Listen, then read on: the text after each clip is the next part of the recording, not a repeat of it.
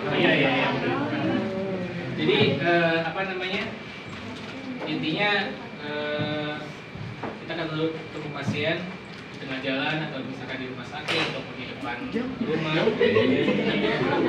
atau di hutan atau apa segala macam, pasien tergeletak gitu. Apa yang harus kita lakukan? Pertama kita pastikan dulu pasiennya gimana?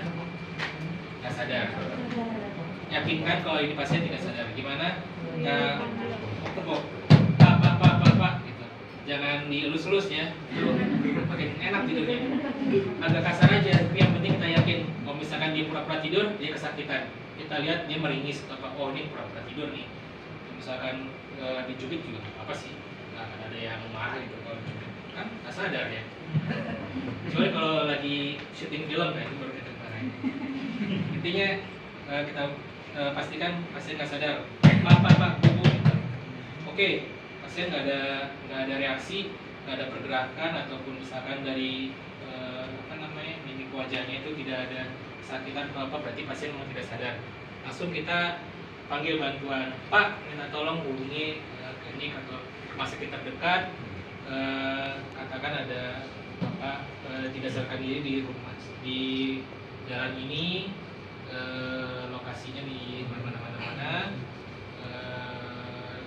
kondisinya seperti apa, jelas kita lihat yang nggak sadarkan diri, kita tolong segera. Kemudian kita minta tolong juga yang lain, minta tolong bantuannya untuk bantu menolong pasien ini. Pasiennya misalkan dia di tengah jalan, kita pindahkan sama-sama. Jadi ada yang posisi di kaki, di tengah, begitu.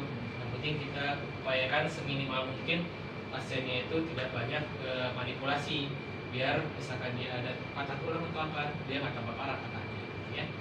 Nah, kita ada posisi di apa namanya lokasi yang aman nih. Kemudian setelah kita posisikan yang aman, udah memanggil bantuan, apa yang kita lakukan? Cek, ya. Sirkulasi kita cek nadinya. Cek nadi biasanya ini kan dari tengah tenggorokan kita geser ke samping. Bisa samping sini, bisa samping sini. Cuman biasanya kita ke sisi yang berlawanan. Kalau samping sini agak susah gitu manfaatnya. Ini di sini aja gitu.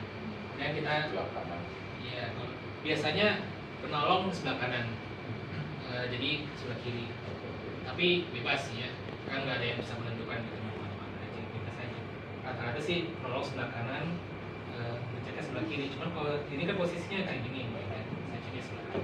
Cek sebelah kanan kita tempel, tapi nggak usah terlalu ditekan, karena pelan aja. Tapi kita coba cek denyutnya apa enggak.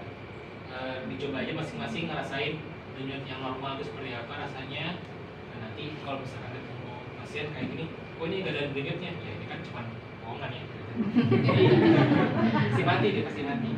Nah, coba selama 10 detik, jangan lama-lama, karena kalau kelamaan nanti outputnya juga lebih jelek. Oh, nggak ada di jantungnya, langsung kita ke kompresi, nggak ada, nggak usah ngecek-ngecek yang lain dulu, langsung aja ke kompresi, karena kita yakin kalau nadinya nggak ada, berarti jantungnya berhenti. Kompresi tulang dada dari sini sampai ke sini kan ada kan cekungan di sini, bagi dua aja langsung, bagi dua, kanan kita di sini, di setengah bawah. Setengah bawah, saya biasanya kiri di bawah, kanan di atas, di interlock, jadi kayak gini, kayak pacaran gitu kan. Tapi kita nggak nempel kayak gini, kan cuma butuh tumit tangannya aja. Posisi kita tegak lurus di atasnya, siku kita lurus, kunci gitu. Kunci kayak gini, kemudian kita kasih kanan. Ya, kanan tegak lurus. Kalau misalkan yang tadi saya bilang ada yang di atas bed karena ketinggian, jadi tekannya ke samping, itu malah cuman efeknya cuma sebelah doang gitu, nggak nekan ke bawah. Kalau misalkan tegak lurus kayak gini, makanya kalau misalkan dia di bed, kita naik ke bednya, minggir dikit pak gitu. Kalau nggak, misalkan di pinggir-pinggir, kita gimana caranya? Dan kita tegak lurus, kemudian kita kompresi selama 30 kali. 1, 2, 3, 4, 5, 6, 7, 8, 10.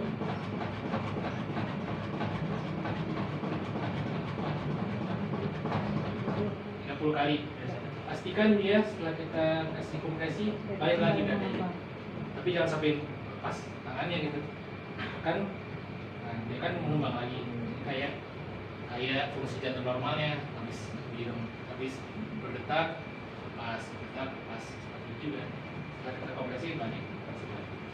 Setelah 30 kali langsung kita kasih nafas buatan sambil kita lakukan manuver-manuver di airway dan breathing. Head tilt, itu kepala ditengadahkan, chin lift, dagu diangkat ke atas. Di posisi kayak gini. Seperti tadi saya bilang, normalnya kan seperti ini. Nah itu si jalan nafas itu dia ada membelok di sini. Nah, misalkan ini kita kasih pernapasan, dia biasanya cuma nyampe sini aja, nyampe ke paru-paru. Jadi biasanya kita angkat supaya dia jadi lurus ke sini. Kan? Nah ini head tilt, chin lift. Kemudian pas kayak gini kita pastikan napasnya udah nggak ada sumbatan di dalamnya ya. Baru kita cek breathing kan biasanya loop listen and feel. Kita loop dadanya, kita dengarkan sambil kita rasakan hembusan napasnya. Kalau nggak ada langsung kita berikan napas buatan. Napas buatannya itu sudah kita tutup, kita kasih napas buatan satu kali dia ngembang, 2 kali dia ngembang, dan kita lanjut lagi.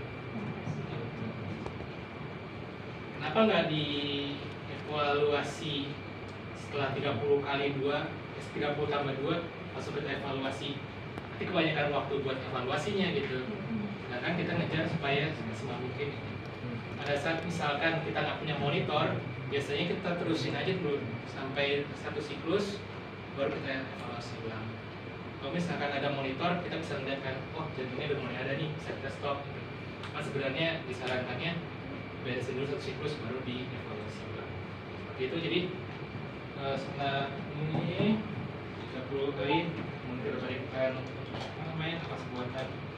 Nah kalau misalkan kita punya, kalau di luar negeri ada alatnya kayak gini sama ada pipanya, jadi kita tiupnya ke pipa, nggak langsung ke sini. Kalau dulu mah harus nyobain semuanya kan kayak gini. Iya. Kecuali kalau misalnya ada modus gitu ya. Cuman resiko tanggung sendiri kalau misalkan ada penyakit yang tertular karena itu. Biasanya kita akan napasan kita sambil lihat dadanya kembang kembis enggak. Ya. Setelah 30 kali 32 sampai 1 siklus kita cek ulang nadinya. Oh belum ada, kita lanjutin lagi. Sambil 1 siklus lagi cek ulang. Oh nadinya udah nggak ada. Nadinya udah nggak ada. Nadinya udah ada. Nadinya udah ada. Tinggal kita lihat napasnya. Kembali lagi kita posisikan airway-nya dan breathing-nya, loop listen and feel. Oh napasnya masih belum ada. Nanti kita coba kasih napas buatan aja. 1, 2, 3, 4, 5, sampai 1 menit, sampai 2 menit. Cek ulang lagi nadinya, sampai nadinya ada, napasnya ada, baru kita posisikan posisi recovery. Kalau misalkan ini, karena saya di sini, jadi tangan ini ke atas, tangan ini ke bawah kuping, kaki yang sebelah situ kita tekuk, kemudian kita gulingkan. Ya gitu doang sih sebenarnya. Gampang kan ya?